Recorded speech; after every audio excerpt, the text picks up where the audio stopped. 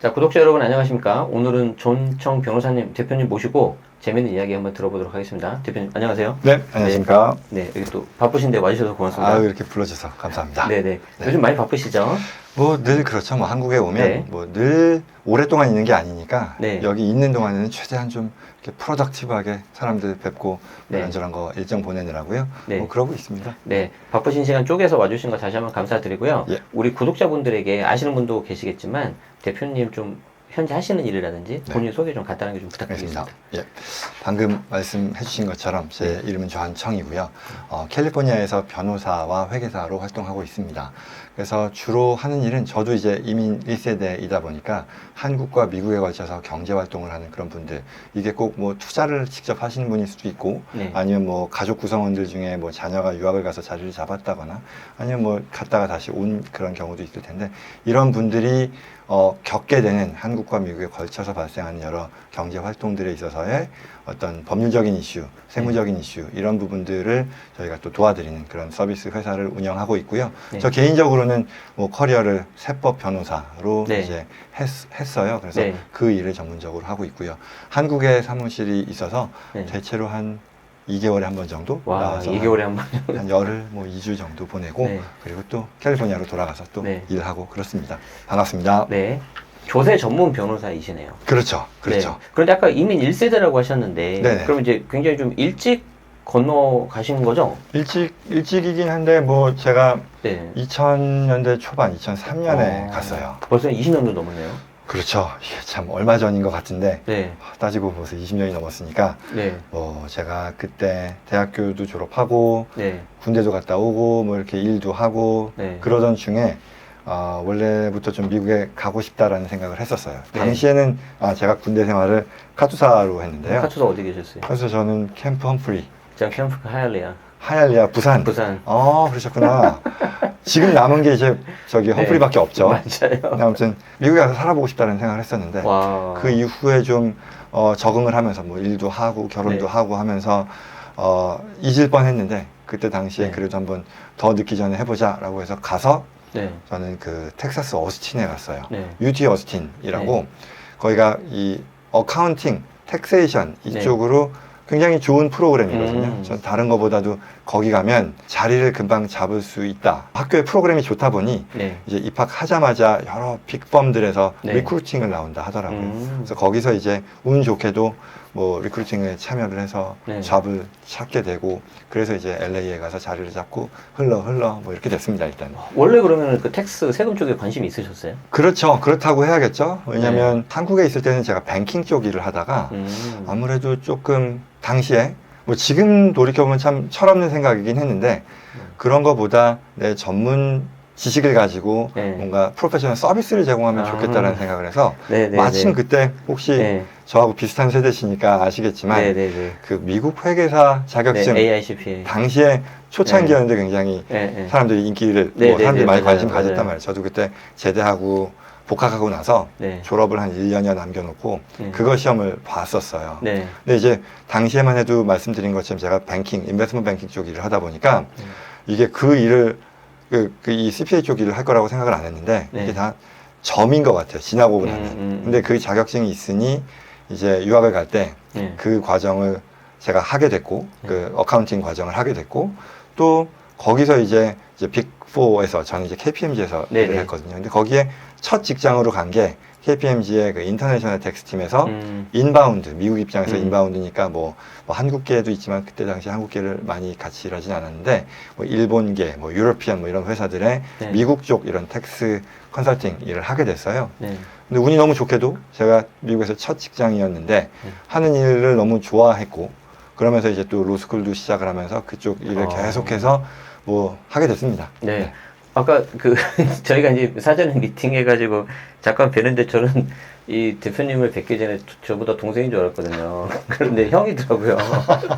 뭐 거의 비슷한 걸로 네. 동년배. 네. 아유, 근데 엄청 그 동안이시고 특히 운동을 되게 많이 하시는 것 같아요. 그렇죠. 근데 네. 박 대표님도 네. 저는 처음에 딱 봤을 때 네. 이거 이런 걸로 시간을 쓰면 안 될 것 같은데 네. 훨씬 더 저 네. 어릴 거라고 생각했는데 놀랐습니다. 아닙니다. 어쨌든 그 네. 공통점이 이제 카투사 그렇죠. 그리고 텍스. 그렇죠. 그런데 이제 굉장히 어떻게 보면 이제 거기 가서 자격증 따고 이제 변호사로 활동을 하시는 거잖아요. 네. 그런데 이제 잠깐 가서 계시는 게 아니라 아예 지금 미국 이제 영주권. 그럼요. 네, 네, 전 네. 뭐 거기서 20여 년 네. 살았죠. 네, 그러면 이게 좀 어떤 식으로 그게 되는 거예요? 저는 이제 사실 미국을 가보지 못해서. 우선 유학을 가죠. 유학생으로 가요. 그러면 네. 거기서 졸업을 하면 네, 만약에 계속 자리 잡고 싶으면 네, 대체로 취업 비자를 받아야죠. 네, 미국의 고용주로부터 일단 취업 오퍼를 받고 네, 그리고 이제 외국인 신분이니까 거기에 체류하는 비자를 받아야 되는데 그걸 이제 네. 취업 비자 H-1B 비자라고 해요. 네. 근데 이제 당시에 제가 받을 때만 해도 벌써 한 20년 됐는데 그때는 경쟁이 그렇게 치열하지 않았어서 내가 그 회사에 뽑히기만 하면 그 취업 비자를 받는 게 그렇게 어렵진 않았거든요. 네네. 근데 지금은 엄청 어려워졌어요.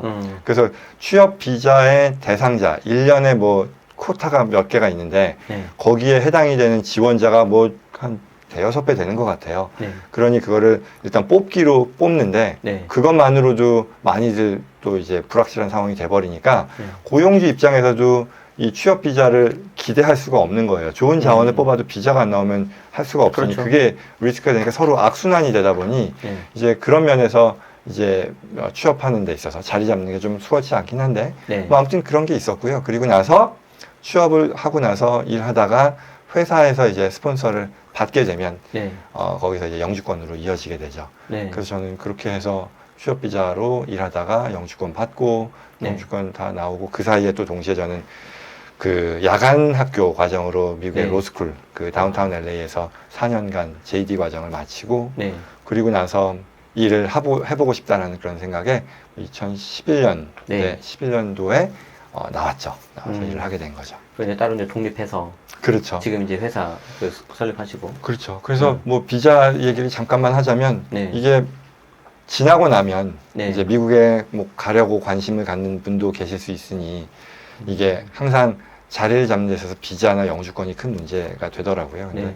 저야 이제 다 과거의 일이 됐으니까 언제 그랬냐는 듯이 사실 까먹긴 물론 저희 회사가 비자 관련 일도 하니까 그런 건 네. 있으나 개인적으로는 뭐 아슬한 그 기억이 되긴 했는데 당시에는 정말 절박했거든요. 네. 아마 그런 분들 무슨 얘기하는지 아시는 분도 계시지 네. 않을까 싶습니다. 그런 부분에 있어서도 이게 혹시 회사에서 이게 뭐 지원이 되거나 그런 부분이 있나요? 지금 서비스가 있나요?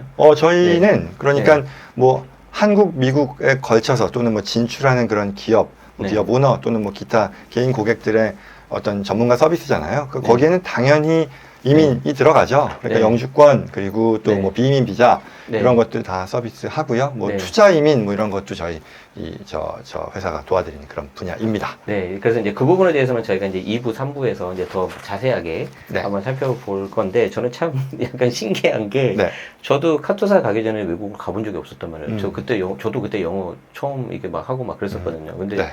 대표님도 좀 비슷한 케이스. 그럼요. 똑같죠. 아니, 뭐. 그런데 어떻게 지금은 보면 약간 교포 약간 그런 말씀하시는 거 보면은, 그래서 일부러 저러시는 건가? 아니, 그러니까 그런 게 그거는- 아니에요, 지금. 제가 맞잖아요, 지금. 그 그쵸? 얘기를 하니까 생각이 네. 나는 게 있어요. 네, 제가 언젠가 그 세탁소에 갔는데 네, 그때 제 처갓집에 네. 있는 그 세탁소, 그 근처에 있는 세탁소인데 네.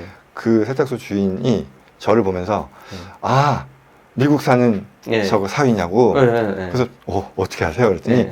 말하는 게 다르다는 거예요. 달라요. 지금. 그래서 생각해보니까 무슨 말도 안 되는 그럴 네. 리가 없다 했는데 네. 생각해보니까 그게 네. 맞는 게 뭐냐면 네.